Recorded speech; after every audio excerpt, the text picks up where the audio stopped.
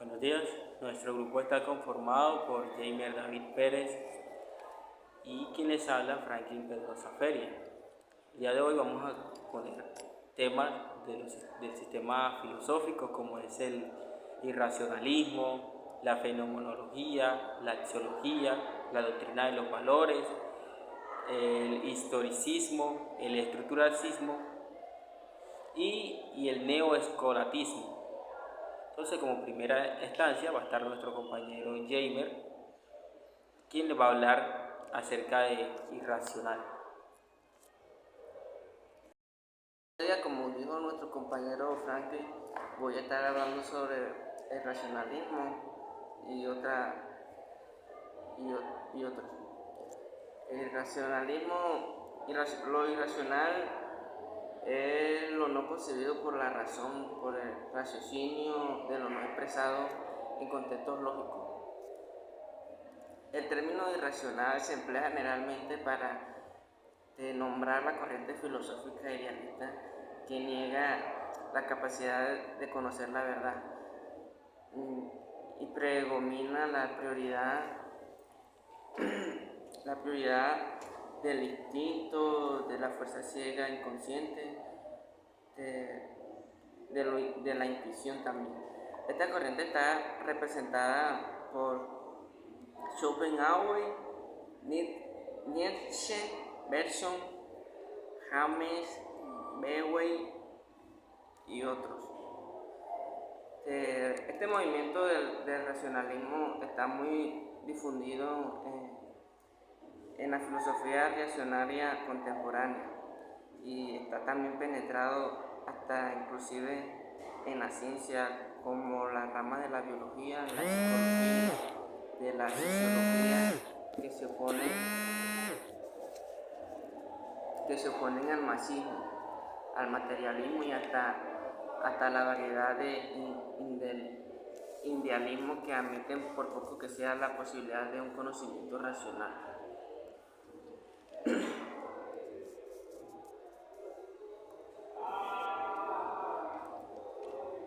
El racionalismo es del latín irrationali, que de ir, negación, racional.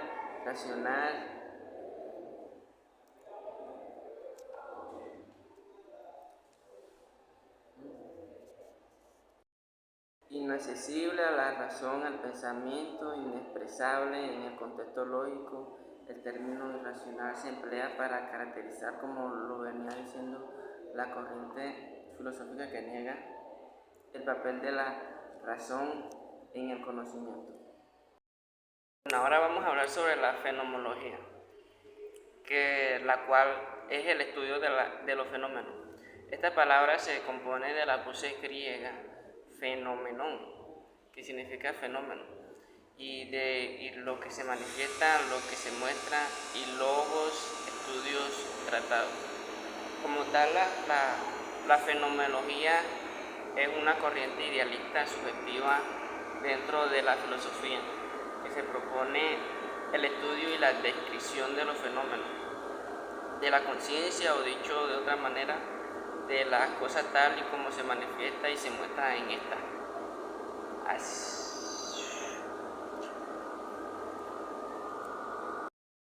Asienta que en el mundo es aquello que se percibe a través de la conciencia del individuo y se propone interpretarlo según su experiencia. En este sentido, valora el empirismo y la intuición con instrumentos de conocimiento fenomenológico. La fenomenología se aplica a desarrollar distintas vertientes a lo largo de la historia, siendo algunos de sus mayores representantes Edmund Husserl, Max Scheler, Martin Heidegger, Maurice Merleau, Ponty Ollard, Paul Sartre. Teología. La axiología del griego asia, que es valor, y logos, estudios, tratados, conciencia en la parte de la filosofía que estudia el origen, desarrollo y naturaleza y funciones de los valores. En sí, la axiología es una rama de la filosofía que estudia los valores. La axiología se aplica también a otros ámbitos como derecho y la pedagogía, en el que aparecen temas de carácter axiológico. En ocasiones se utilizan los términos filosofía de los valores y teoría de los valores, que creo que vamos a hablar sobre eso. Esta palabra procede del francés, formada con el término griego digno, valioso, con valor.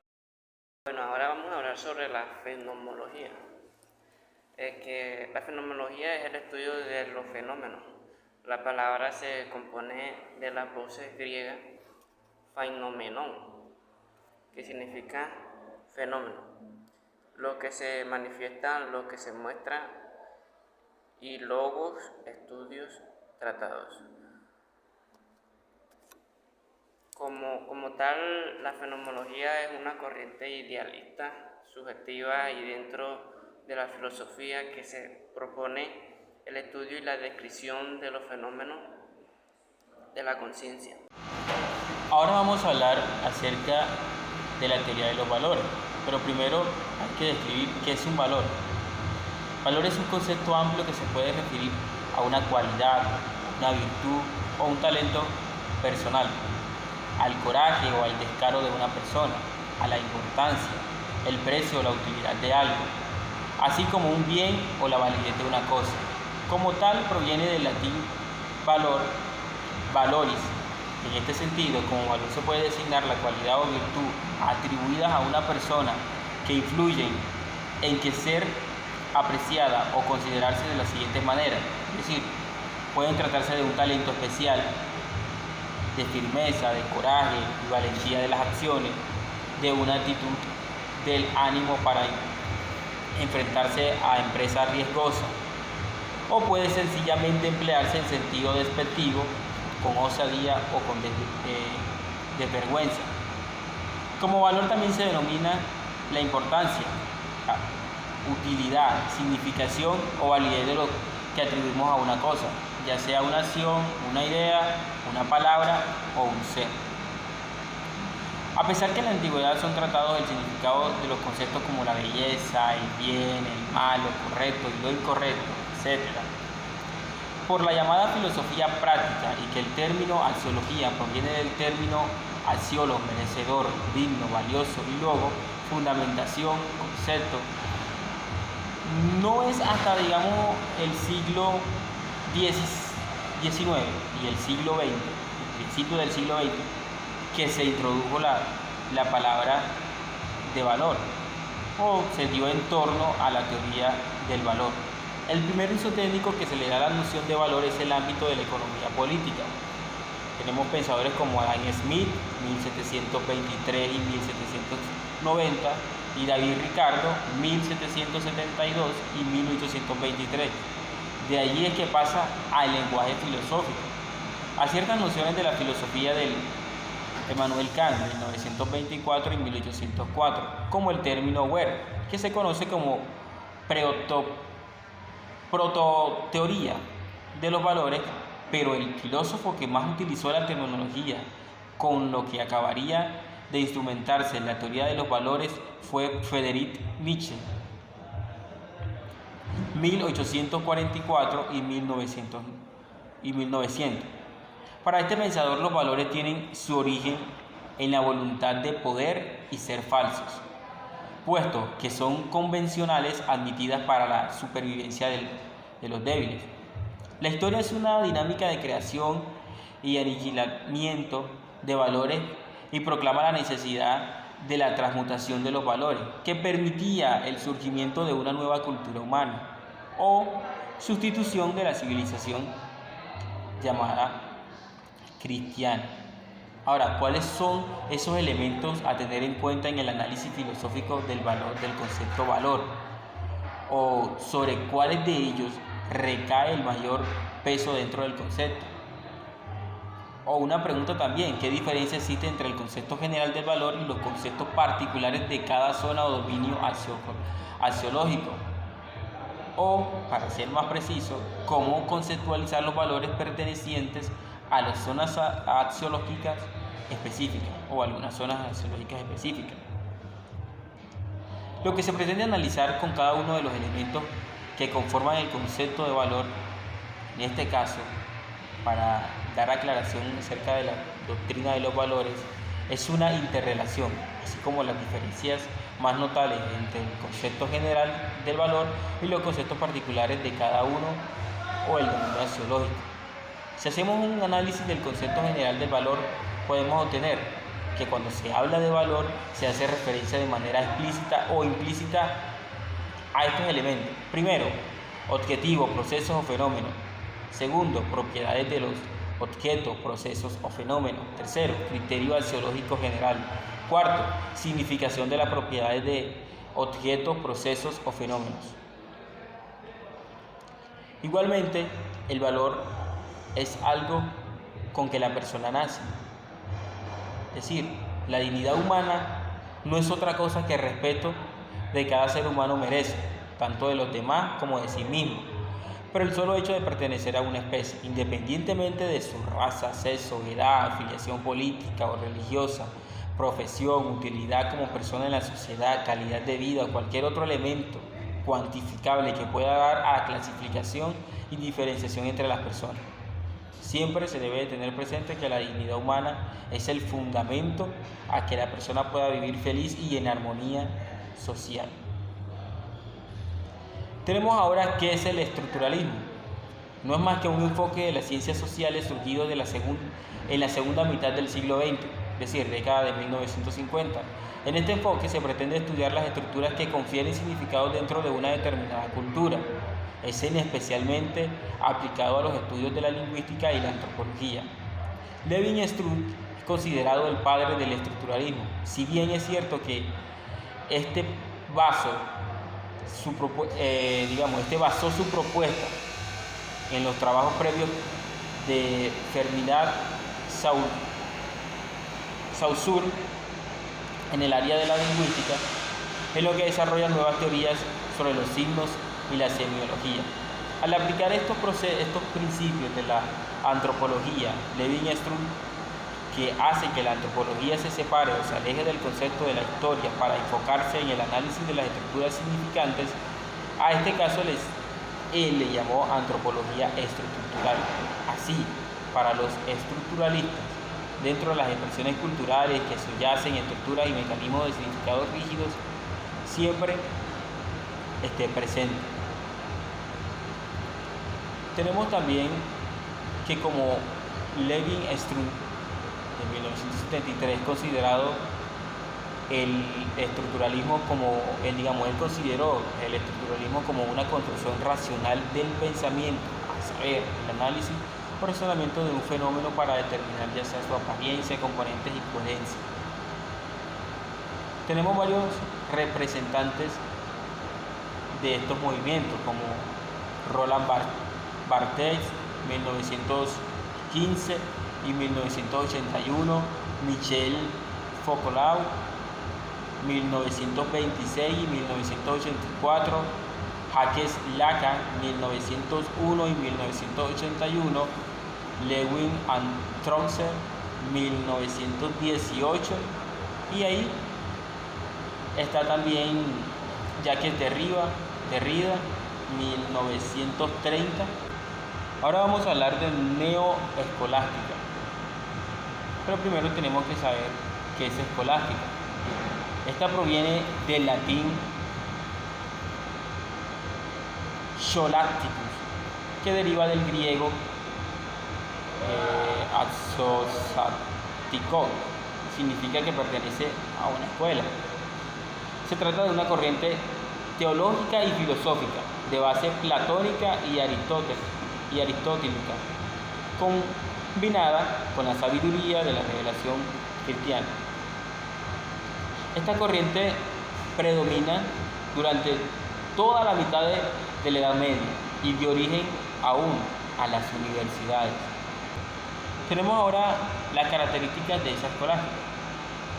Las principales características son: acepta los postulados que en ese entonces decía la Iglesia Católica. El tratado escolástico gira principalmente el entorno entre la relación entre la verdad y la fe y el problema de los universales. La etapa de la filosofía escolástica está entre el siglo IX y siglo II. Ahora sí, vamos a hablar de la neoescolástica o neotomismo. Una doctrina filosófica oficial de la Iglesia Católica, una de las corrientes más influyentes de la filosofía contemporánea. Arma ideología de la reacción en su lucha contra las teorías científicas y sociales avanzadas. El neotomismo o neoescolástica suma y adapta la necesidad de la reacción del sistema teológico del escolástico de Tomás de Aquino, que el Vaticano consideraba como el más acorde con los dogmas católicos. En su encíclica de 1879, el Papa León XIII hizo un llamado a todos los obispos católicos para resucitar esa doctrina, pero en mediados de 1891 fue fundada en Roma la Academia, que tiene el nombre de San Tomás. La neoescolástica fue una nueva propuesta a la escolástica. Neo, que significa nuevo, es decir, se cambiaron ciertos conceptos porque antes prácticamente todo giraba a lo que decía la Iglesia Católica y que el fundamento de todo era la verdad y la fe, sino que ahora con el neoestructuralismo, neoescolástica, lo que se busca es de que sí, los conceptos, los orígenes que da la Iglesia Católica hay que tenerlos en cuenta entre la verdad y la fe, pero también hay que ir un poco más allá y no solamente enfrascarnos en lo que la Iglesia dicta o lo que la fe muestra, sino también la razón. Tenemos ahora el concepto de estructuralismo, que nace en Francia de la mano de la lingüística Ferdinand de Sauret, 1857 y 1903, con una obra que hizo en ese entonces, curso de lingüística, en 1916, en la cual establece que la lengua es un sistema de signos con significados y significantes, que hay que hallar la estructura de los signos, aquellos que permanecen de pronto ocultos, y que se debe diferenciar entre la lengua y el habla. La primera es la forma de la estructuración que no cambia, y la segunda es el funcionamiento de la forma de comunicación. Sin embargo, los estructuralistas más conocidos e importantes desarrollaron su tesis entre la década de los 50 y de los 60, momento en el que el estructuralismo se empezó a definir y a extender en toda Europa y Estados Unidos, convirtiéndose en una de las corrientes y métodos más importantes de la investigación de las ciencias sociales durante la década de los 60 y los 70. Tenemos también unas características que tiene ese estructuralismo, y es el centro de toda la estructura,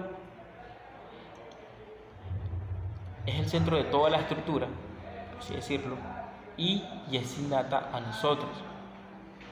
Esta también pretende aunar la teoría práctica y método.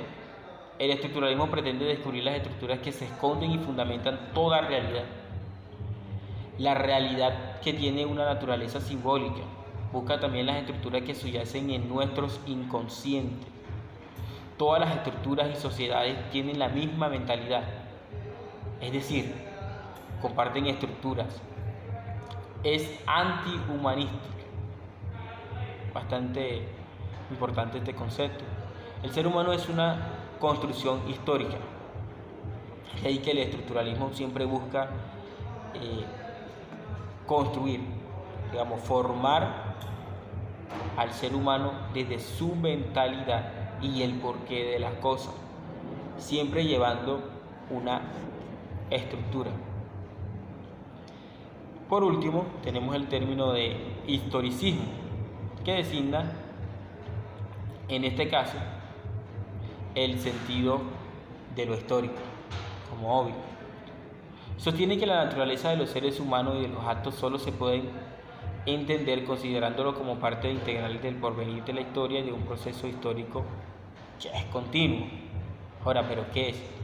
Bajo el término historicismo se agrupan diferentes corrientes de pensamiento que tienen en común la consideración del papel histórico desempeñado por el ser humano. Es decir, estudiar desde la historia, desde el inicio, la vida del ser humano, llegando a alguna de ellas incluso a señalar la historia de la propia naturaleza humana. Para el historicismo, todo lo relacionado con la vida humana, o sea, desde la ideología hasta las instituciones públicas o ciencia, deben entenderse a través de la historia. William Day, 1833 y 1911, es el pensador más importante del historicismo alemán. Lo expresa afirmando lo siguiente, miren, escuchen: lo que el hombre es lo experimenta solo a través de la historia. Es decir, a través de la historia del hombre pueden formarse ciertas características y eso es lo que va a hacer en realidad a que éste cambie su visión hacia la naturaleza humana. Ahora, ¿cuál es su origen y cuáles son sus principales exponentes a esto del historicismo? Aunque hubieron autores como Johann Gottfried von Herder, eso fue en 1744 y 1813, o Georg Wilhelm, que lo había mencionado, Friedrich Hegel, 1770 y 1831, también pueden considerarse en otros cierto modo que la corriente historicista no es hasta mediados del siglo XIX, cuando ciertos pensadores reaccionan contra la ideal positiva de la ciencia con el objeto de sustituir los modelos científicos de conocimiento. Es decir, esos modelos que ya se venían empleando, vamos a sustituirlos. Entonces dijeron, vamos a sustituirlos por un tipo histórico. Además del autor que les mencioné, Day, también se pueden destacar al mismo Marx, cuya formulación del materialismo histórico se asienta sobre el concepto de la conciencia histórica y la transformación histórica. También cabe mencionar en esto que asimismo a pensadores como el italiano Benedetto Croce, 1866 y 1952, quien, partiendo del idealismo hegeliano y del marxismo, considera la historia como la historia de toda la libertad humana, o el filosófico e historiador británico Gordon Wood, 1889 y 1943, que reduce la ciencia y la filosofía a la historia.